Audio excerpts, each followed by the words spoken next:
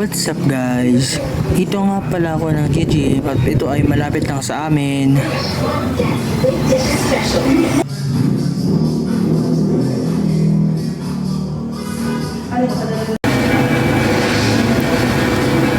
Ito naman guys, ang gagawin ko dito ay bicep curls by 2 set each arm. Hindi ko lang alam yung reps dito kasi nalimutan ko yung bilang. Kung mabibilang nyo, comment down in the comment section. Alangan. Kaya yun na lang. Warm up or sa talaga.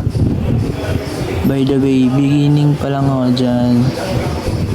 Ngayon ay ako ay 2 weeks na sa bahay nag-gym kasi bihira na ako pumunta sa gym, kaya yun yung